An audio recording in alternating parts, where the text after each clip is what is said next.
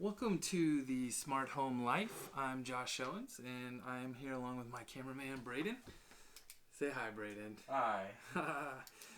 Today, we're going to talk about the Yale Secure Lock, the Yale Assure Secure Lock.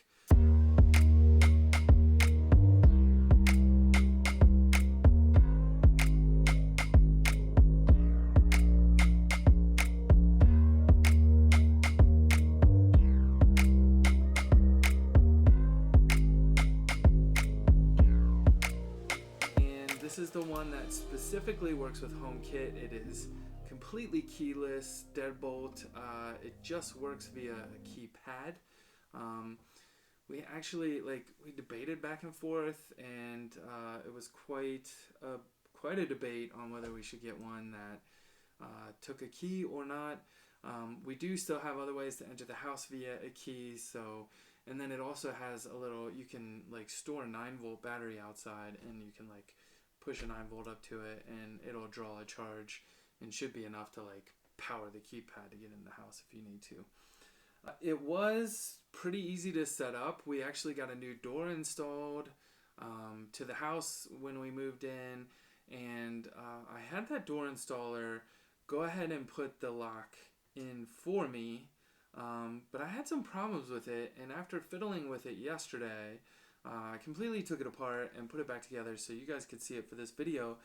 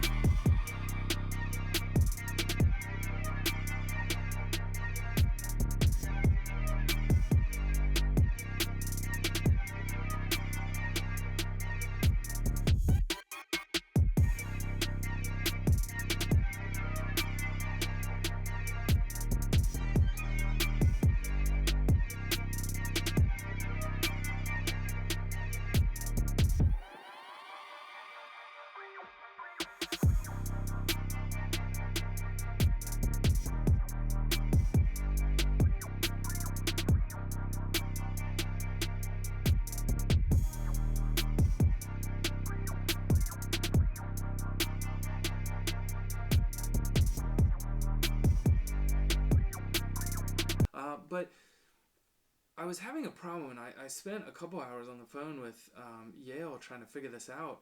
You could tell it to lock, and it would lock, but then it would say it was unlocked, and I couldn't figure it out. We tried swapping some parts, and that didn't help. And then the other day, when I put it all together again for this video, I figured out, I was looking at it and told it to, I pulled the door out and then told it to lock, and it worked fine. But then I closed the door and tell it to lock, and it would lock, but then it would tell me it was unlocked. It's man, what is this? And I realized it was going further out, the deadbolt was coming further out when it wasn't in the door frame versus when I pushed it into the door frame and it tried to lock. So I realized it couldn't fully extend into the hole in the door frame, and that caused it to think it was, one time it told me it was jammed, and then another time it was oh, it's unlocked. So I guess it just, because it couldn't fully extend, it would say it was unlocked. So last night I bored it out a little bit, and now everything is working perfect. So I was very frustrated with this product at first, but once we resolved that issue, everything's been good. So you can just go into the Home app, very easy to set up. Just tell it you're going to add a new accessory, just like you always do. It comes with the code. If you want to scan the code, that'll find it. You say, I don't have the code, and it'll show up in the nearby accessories. And once you get it added, it just shows up directly into HomeKit as the front door, or as a Yale lock. I named mine front door. But then once you've added it to HomeKit, you can install the Yale Secure Lock, and it'll show up in here as well. And this is where you can set the pin codes. So if you just hit this grid right here, next to where it says front door, you can hit that grid. It'll read all the codes. Then you can start adding codes there, and then you can hit settings if you want to get into some of the deeper settings. But you add it from HomeKit first, and then the Yale app works, so it has access to your HomeKit data. But it's been very reliable once I got it all fixed. I tell it to lock, it'll lock. Tell it to unlock, it unlocks.